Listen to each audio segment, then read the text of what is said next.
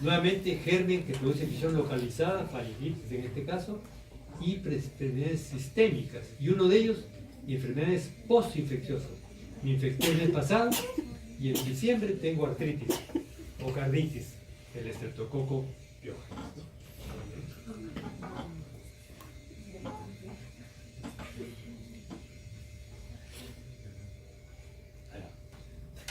Igualmente les presento a la familia Lactobacteriaceae, lo que fabrica ácido láctico a partir de carbohidratos.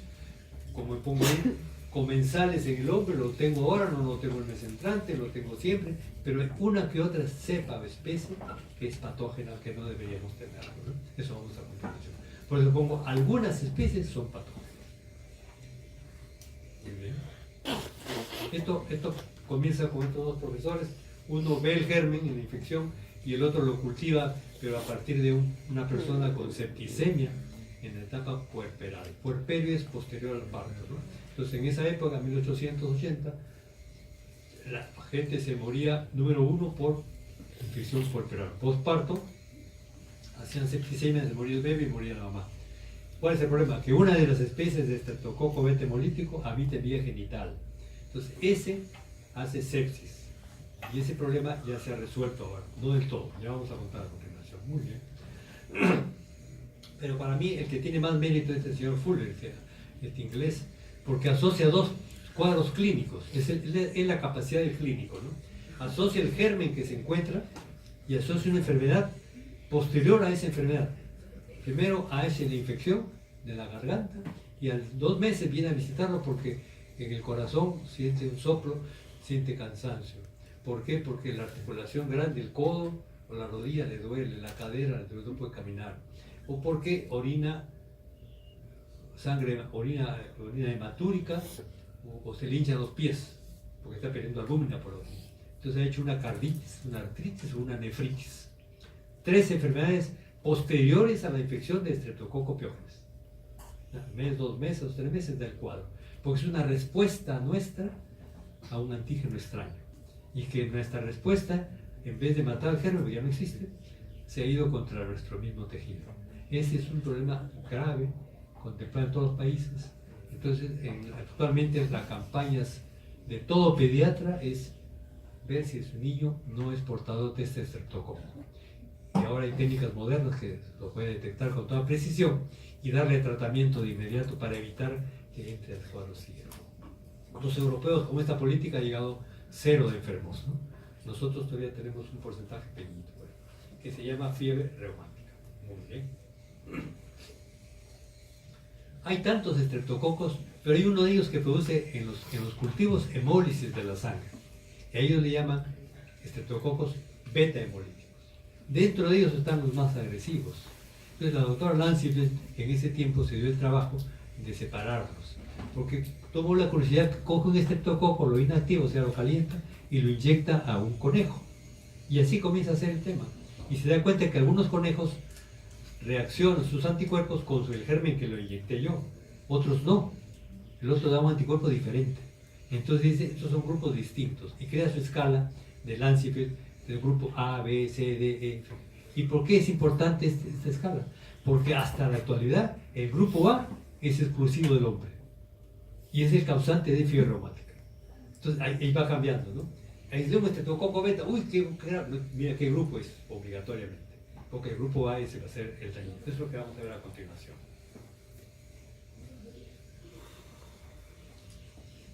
En la fotografía de la derecha dice todo, ¿no? La forma, la agrupación, la característica del estreptococo, cocos gram positivos en cadena. La cadena debe ser de 8 o más cocos uno tras otro. ¿De acuerdo?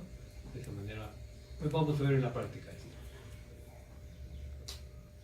Esta lámina también es un poquito aburrida, pero hay que saber de qué está compuesto el germen. Entonces, 5 componentes que vale la pena reconocer, porque muchos componentes son antigénicos, o sea, estimulan nuestro sistema inmune. Y van a decir ustedes, él tiene anticuerpos contra tal antígeno del germen. Tenemos que saber eso. La cápsula de estreptococo es de ácido hialurónico. El carbohidrato C. Este elemento ha sido, la doctora no sabía, pero después se enteró de que la estructura química que daba al paciente anticuerpos y que permitía clasificar a sus gérmenes en ABCD, se llama carbohidrato C, ¿no? Más tarde encuentran la proteína M, que es la sustancia química, la agresiva del estreptococo. La virulencia, la patogenidad está en la proteína M. Ahora ya sabemos qué gen lo fabrica, se llama gen EMM. Entonces ahora ya no busco el germen, busco el gen del paciente. En la garganta del paciente tiene gérmenes, ahí sale el estreptococo. Si ese estreptococo tiene el gen EM, es de riesgo. Y eso se hace con las pruebas moleculares de un día para otro, ¿no? Es una gran ventaja. Muy bien. La virulencia y el ácido, perdón, la proteína F y el ácido lipoteictoico son proteínas que le permiten al germen adherirse a mucosas y a piel, ¿no? Esta es una primera característica del... Igual que en el caso anterior, estudiamos la fisiología del germen, ¿no?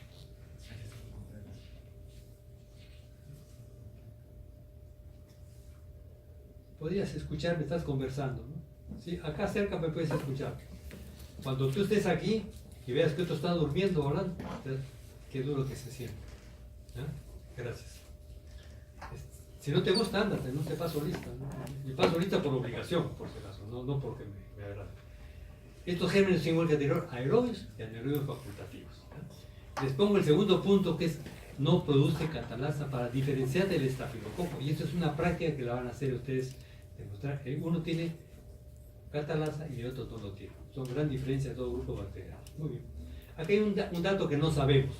Para cultivar in vitro a los estreptococos tengo que poner en el medio sangre, sea humana, sea de conejo,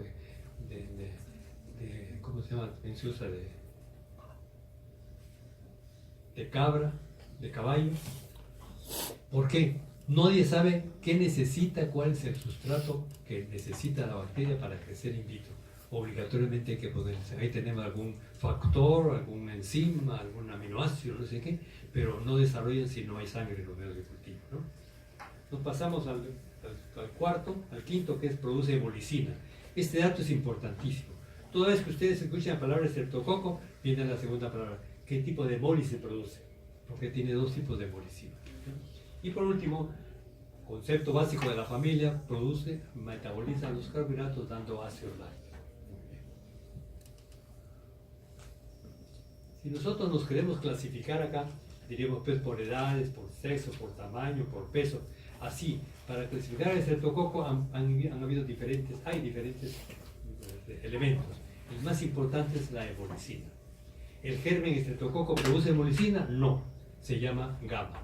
El germen estreptococo produce hemolicina, sí, y la hemolicina, ¿cómo se comporta? Destruye todos los hematíes que están a su alrededor, beta. Y ella, su hemolicina, pero su hemolicina no rompe la membrana citoplasmática del hematíe, sino degrada la hemoglobina. Esto se llama alfa, o virinas. Así han clasificado los estreptococos por la hemolicina. Y esa es la terminología médica que se usa. El polisacárido C lo utilizó la doctora Lansingfield para clasificar solamente a los estreptococos que producen hemolicina tipo beta. Y tiene de A, B, C, D, ¿no? Que vamos a ver a continuación. Algunos estreptococos producen cápsula evidente, como es el neumococo. Entonces, en ese caso, el neumococo se ha permitido clasificar por la composición antigénica de su cápsula en números. 1, 2, 3, 4, ya vamos a ver que hemos llegado a los 80 tipos. Y eso ha sido útil para fabricar las vacunas. Si yo hago un estudio de todos nosotros y encontramos que la mayoría de personas que tienen un neumococo pertenecen al grupo 4, su cápsula, preparo una vacuna del tipo 4. Esa es la razón. Cuando hagan ustedes el seminario de vacunas van a ver que hay dos tipos de vacunas para neumococo, para los niños y para los adultos mayores. El de niños tiene creo que 8 cepas distintas, de cápsulas distintas, y el otro tiene como 15 o 20 cápsulas. Porque ando en la calle, me pongo en contacto con mayor número de cepas. Muy bien. Y pongo sustrato variable. Cuando ya tengo al germen, al estreptococo ubicado, recién le hago ver qué tipo de metabólico tiene.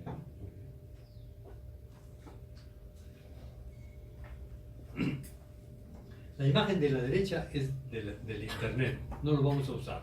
Usemos la imagen de la izquierda, que es tomada de una placa de cultivos de ustedes, hecho en su protocolo número 2, cultivo de exudado faríngeo. ¿Han visto ustedes lo que está rodeado con un anillo negro? Es el lápiz, ahí hay una colonia en forma de lenteja. Esa colonia está rodeada de un halo transparente. Ese es un estreptococo formador de hemolicina tipo beta. A eso le llamamos hemólisis total o beta. En cambio, las otras colonias saben también como lentejita, pero son de color verde, alfa hemolíticas. Diferencia franca. Bien. Entonces, la hemólisis total es porque la sustancia química destruye la pared, la membrana citoplasmática del glóbulo rojo. En cambio, en el segundo, para recordarles un poco, una discusión familiar, un primo te da un puñete en el ojo, ¿no? Y el ojo te puso rojo en ese momento. Al día siguiente vienes a la universidad y ya está verde el ojo, ¿no? Y el miércoles estaba negro. Está evolucionando la hemoglobina. La hemoglobina es un anillo, una molécula de 4 anillos pirólidos, como los balitas, 4, es redondo la molécula. Cuando se rompe, se pone horizontal. Y horizontal es verde, ¿no? Porque la molécula así absorbe el rojo, por eso es rojo, y cuando es así, absorbe el verde, o sea, longitud de onda de la luz, por eso es que cambia de color. Ese es el caso ¿no? Y otras colonias por ahí, a las 12, que no tienen hemólisis, son las no hemolíticas. Muy bien. Entonces, nosotros vamos a dedicarnos ahora por el coco beta hemolítico y el pirinas. Beta hemolítico.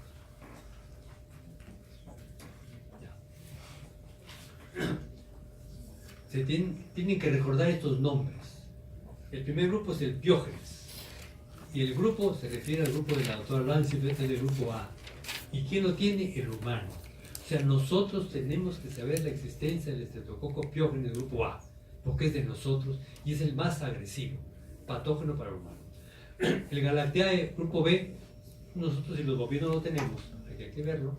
Disgalacteae, humanos y animales, el más frecuente en la garganta. Equis, canis, porcinos, y etc. Hay que aprenderse los 4 primeros.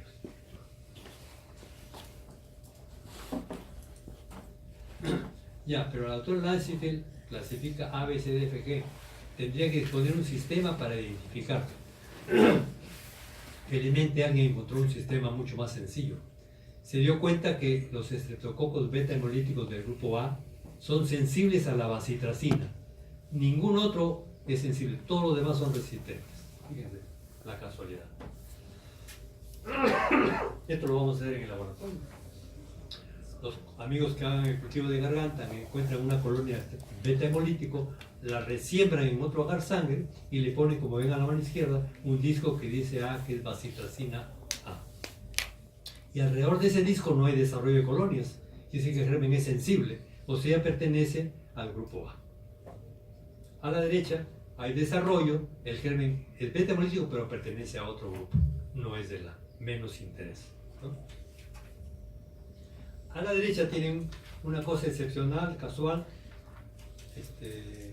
Unos estudiosos americanos encuentran una situación que cuando yo siembro en forma vertical el estreptococo beta hemolítico y a la izquierda transversalmente hago un trazo con estreptococo, con estafilococo hemolítico, las dos hemolicinas se encuentran y potencian su acción y hacen un halo que no se ve muy bien, y ese se llama la prueba de Camp. Camp son las iniciales de los 4 estudiosos que vieron esto para detectar estreptococo beta hemolítico grupo B.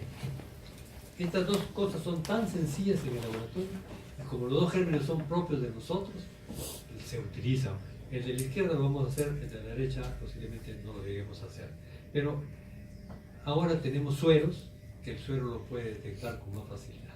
Muy bien, y allá abajo he puesto que otra sustancia, reacción se puede ver, esta enzima, que se llama el PIR, o la hidrólisis purivato, son cosas técnicas que no vale la pena recordar. Muy bien.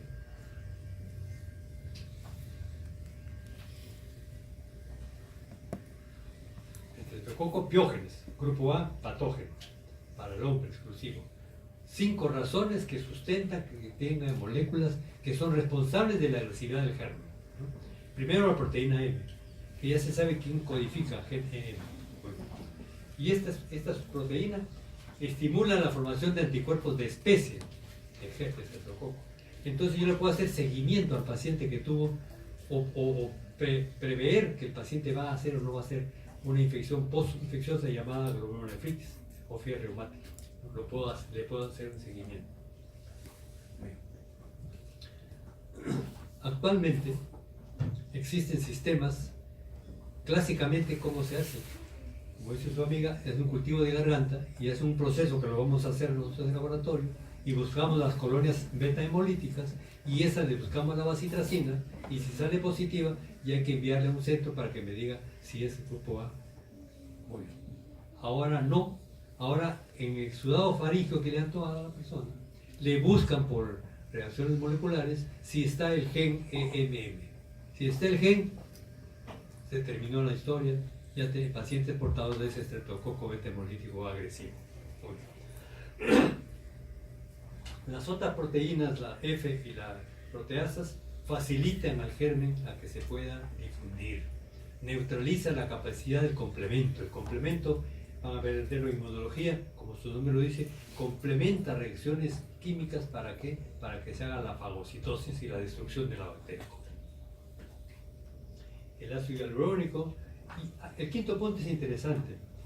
Hay un profesor que antes le dábamos para que lo lean, cuando en la primera clase le dimos 5 lecturas, ¿no? La lectura de Becker, quien se sacó premio Nobel, un premio Nobel que demuestra in vitro todo lo que sucede genéticamente para que una bacteria produzca una enzima y haga un efecto. Esto lo hace él en Escherichia coli, averiguando cómo es que el germen fabrica la enzima lactasa para metabolizar la lactosa. Porque las enterobacterias se dividen lactosa positiva y lactosa negativa, las que metabolizan y las que no metabolizan. Esto le llama la atención y él encuentra la razón. Y lo que dice abajo, él encuentra un sistema de los genes en la bacteria llamado operón. Son un grupo de 4 o 6 genes que trabajan en conjunto. Uno piensa en qué hacer, el otro ejecuta, el otro decide cuándo se haga o no se haga. Entonces están el regulador, el activador y el excitador, en este caso, ¿no? Entonces ese conjunto, el trabajo en conjunto de esos genes, él le llamó operón. Entonces, por eso se ganó el premio Nobel, porque demuestra pues que no es un gen que fabrica, él depende de alguien que le dice tienes que fabricar ahora esa enzima y alguien que dice ya no fabricas, ¿no? Entonces hay un control de esta producción y eso sucede en el estreptococo. Por eso a muchas personas le aislamos estreptococo beta hemolítico del grupo A y no padecen de fiebre reumática porque el sistema no se ha activado o no es del serotipo correspondiente.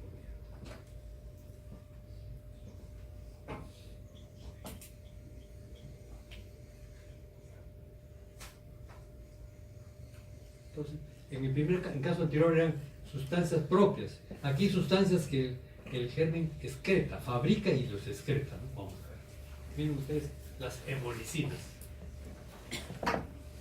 Empecemos, estamos hablando del piógeno, del patógeno para el hombre. Empecemos por la hemolicina S. Una hemolicina que solamente es útil para identificar el germen en el in vitro. Él es el que se encarga de hemolizar los glóbulos rojos.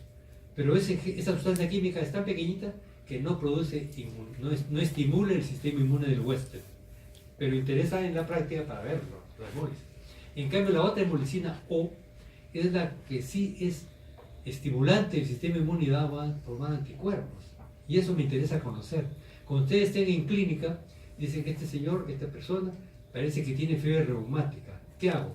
Le buscaré anticuerpos contra el antígeno O del estreptococo, porque la infección se produjo hace 2 meses y hoy recién está con clínica, entonces ya debo tener anticuerpos y esa es la forma de dar al diagnóstico. Y a usted le va a decir, pida ASO. ASO significa anticuerpos contra estreptolicina O, anticuerpos contra el O, no contra el S, ¿no? Y esto es definido y es tremendamente útil. Si mis anticuerpos están negativos, no tengo la enfermedad. Si tengo positivo, hay que titularlo, 2, 4, 8, va doblándose el número, y le doy tratamiento con penicilina y espero que el título baje a 0. Si se mantiene alto, seguimiento, esa persona va a desarrollar carditis, nefritis o artritis, consecuencias de esta infección por estreptococo piógeno. Entonces, de ahí la utilidad que ustedes conozcan el antígeno O del estreptococo. Estreptoquinasa. Este germen patógeno, algunas cepas producen una enzima que disuelve los coágulos. Entonces ahí entró la picardía de los científicos de hacer producir gran cantidad de estreptolicina y utilizarla en la práctica médica. Si a una persona le da un infarto cardíaco, miocardio, le pasan un stent, un catéter por la arteria femoral, llegan hasta el corazón, llegan al sitio del infarto y inyectan cantidades necesarias de esta streptoquinasa. Se disuelve el coágulo, el infarto desaparece. Ven la utilidad. Este fenómeno se puede hacer en las primeras 6 o 10 horas de producción del infarto. Más tarde ya no, porque el coágulo se organizó, ya no se puede sacar. Entonces la utilidad le están sacando partido al efecto patogénico del estreptococo. Por eso lo pongo uso médico en trombosis, ¿no? Bueno, proteínas, etcétera, etcétera. Toxina eritrogénica. Algunos estreptococos beta hemolíticos producen esta toxina. Algunos dicen que está asociada a la presencia de un virus, de un fago que se ha metido en esa bacteria. El hecho está que esa sustancia química se comporta como superantígeno, así como el caso del estafilococo. Y ese superantígeno va a estimular el sistema inmune celular y él se va a alocar y va a exigir que se produzcan citocinas, como son la necrosis tumoral, la interferón gamma, etc. Y ellas son las que van a producirnos daño a nosotros.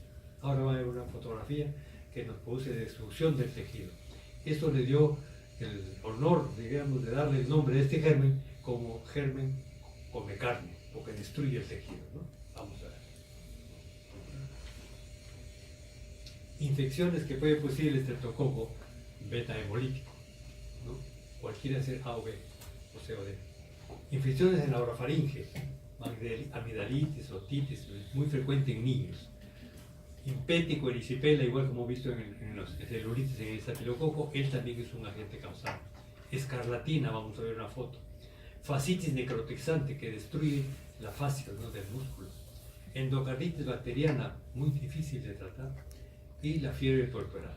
Todas estas son infecciones directas donde está presente el germen. El otro grupo va a ser donde ya el germen no está presente. Muy bien. Aquí tienen un problema de impético, igual que el caso de estafilococo. ¿Quién produce impético? Es un síndrome clínico, estafilococo y estreptococo. ¿Por qué? Con mis manos sucias me estoy regalando la nariz, la boca, me hago una herida, una lesión y ahí entra el germen. A la derecha, la erisipela, que no es lo mismo que insolación, por si acaso, ¿no? Y acá a la izquierda, nuevamente repito la celulitis. En el primer caso estafilococo, este por estreptococo es más agresivo, porque se va de frente a hacer lesión valvular. Y a la derecha la faringitis, como tenía mi amiga, pero cuando ustedes estudien otorrino les va a decir amígdala de tal tipo, de forma de frambuesa, elegantes, ¿no? Pero esta amígdala es número 1, estafilococo, número 2, estreptococo, ¿no? El cultivo es necesario para ver si no hay estreptococo beta, porque el estreptococo va a estar de todas maneras, pero el beta es el que no debe haber. Y esta es la fascitis necrotizante, ¿no? El paciente se operó, no sé de qué. Nosotros en el hospital en que trabajaba hemos vivido esta etapa. El paciente se operó de tiroides, toda la piel se le destruyó. El otro se operó de vesícula, todo el abdomen se le fue. El tercero se operó de hernia umbilical, todo el abdomen también se destruyó. Se suspendió la sala de operaciones, se cerró por un tiempo. Se les hizo cultivos a todo el mundo para ver quién era portador sano de este estreptococo. Pero esta lesión, el germen no está ahí, ya estuvo. Y esta es nuestra respuesta por el antígeno, por el superantígeno que ese germen en especial lo tenía. Muy bien. Ahora vamos a ver las enfermedades por estreptococo piógenes postinfecciosas, ¿no? Me infecté el mes pasado y ahora respondo. Muy bien. 2 cuadros clínicos, ¿no? Fiebre reumática, hay otra más que es Corea, pero no lo he puesto porque es rarísima. Y glomerulonefritis. Las dos cosas son frecuentes.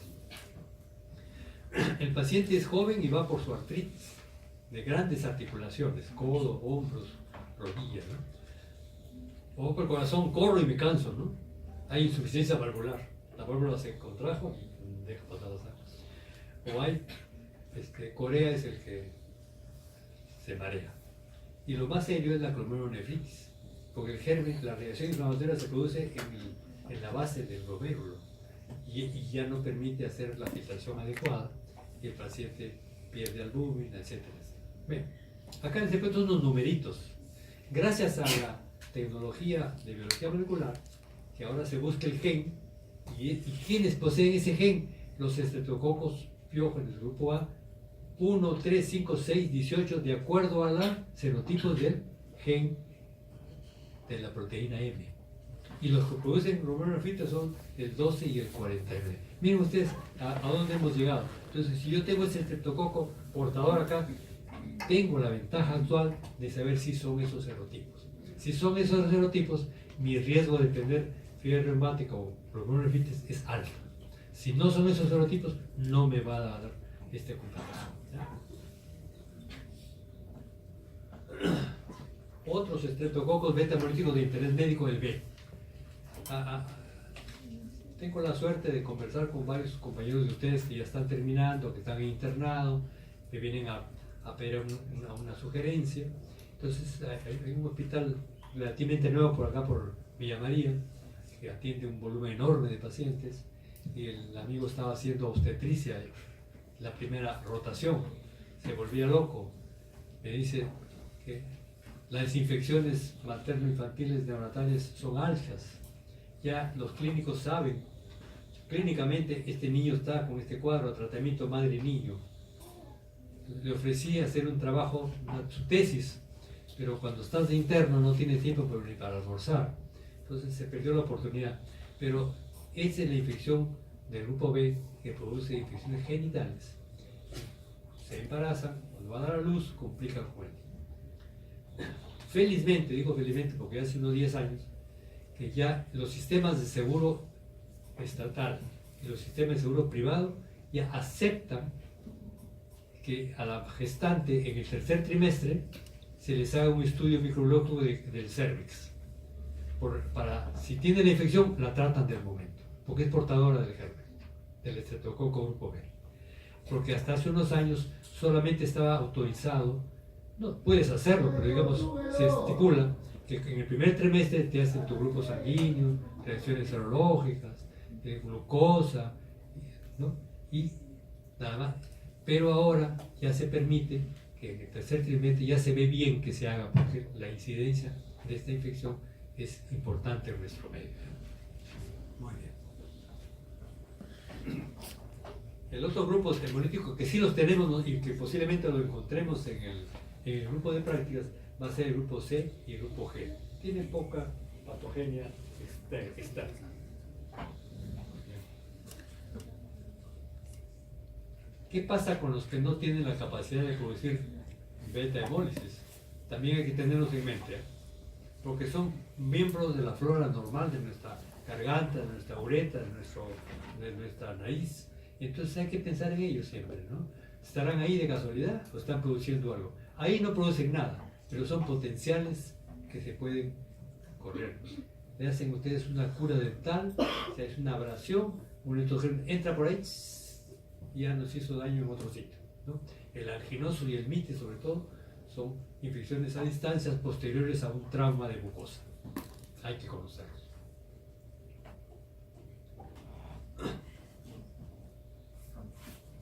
Ahora veamos los estreptococos que producen hemolicina tipo piridas o tipo alfa. Piridas, ¿por qué? Porque la placa de cultivo se torna de color verde, porque no ha roto la membrana del nematín, sino ha degradado la hemoglobina. Muy bien. Son muchos, se consideran saprofitos. Entonces, cuando les hagan a ustedes un cultivo de exudado faríngeo y le contestan, se encontró estreptococo viridas, no le hagan caso porque es normal. Pero si tienen una lesión y de la lesión encuentran estreptococo viridas, sí le hacen caso. O sea, la importancia clínica de este germen va a estar en función del cuadro clínico del paciente. ¿Estamos? Pero vive con nosotros acá, vive en el conducto aditivo externo. Pero si tengo otitis media y me han drenado el oído, o me rompen el tímpano, y hay un pus y de ahí tiene estreptococo, vale la pena. Si tiene la persona un absceso cerebral, lo más frecuente, absceso cerebral, drenan el absceso, ¿qué sale? Estreptococo viridas o no hemolítico. Darle importancia, es un cine porque está ahí. ¿Estamos de acuerdo? Muy bien. Por eso forman parte de la flora normal y son considerados saprofitos de primera instancia y habitan flora oral. Estos estreptococos viridas, hay uno nomás que es patógeno, ese se llama neumococo. ¿Ya? Entonces, ¿cómo diferencio? Por esta sustancia química que se llama hidrocupreína, los investigadores viendo por ahí se tropiezan con esta situación en que solamente el estreptococo pneumoniae, neumococo, es sensible a esta sustancia. En cambio, los demás, como se ve en la pantalla, es resistente. He puesto el disco con esta sustancia química que le llamamos autogin y el germen desarrolla, sin tener en cuenta la presencia de esa sustancia química, o sea, resiste la acción de esta sustancia química. En cambio, el neumococo es sensible, ya vamos a ver a continuación. Muy bien. Pues repito los cuadros de las enfermedades clínicas que pueden producir el estreptococo viridas, comenzando con una carie, una meningitis, un absceso sobre todo cerebrales, es frecuencia.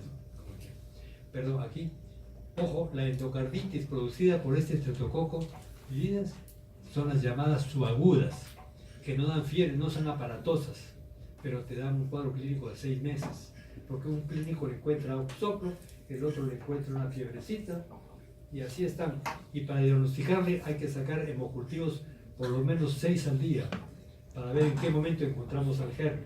Hay una poca flora bacteriana circulante.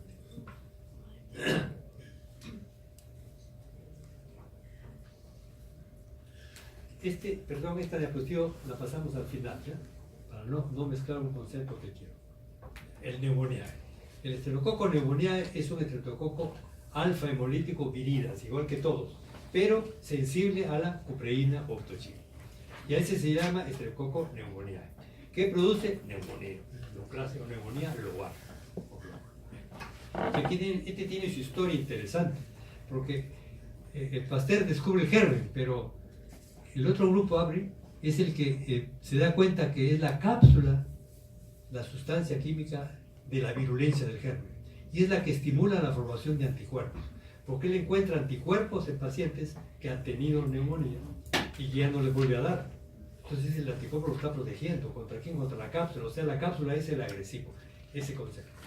Más tarde, esto lo hemos pasado ya en la primera teoría, estos dos señores demuestran que siendo la cápsula el agente causal de la virulencia del germen, principal factor, los gérmenes se pueden transferir el gen de un neumococo a otro para que fabrique. El que no fabrica cápsula, yo que fabrico le paso mi gen y hay transferencia que se llama transformación de un germen para otro para que sea productor de cápsula. Solo se hace entre neumococos, no con otros gérmenes. Muy bien. Me hago un cultivo de faringio y me dicen, señor, ¿tiene usted neumococo? Yo tengo bien, estoy bien. Es mi neumococo. Me tendrían que decir, mi neumococo con cápsula es el virulento. Entonces, si yo voy por ahí a comprar una fruta, una manzana, esta no me gusta,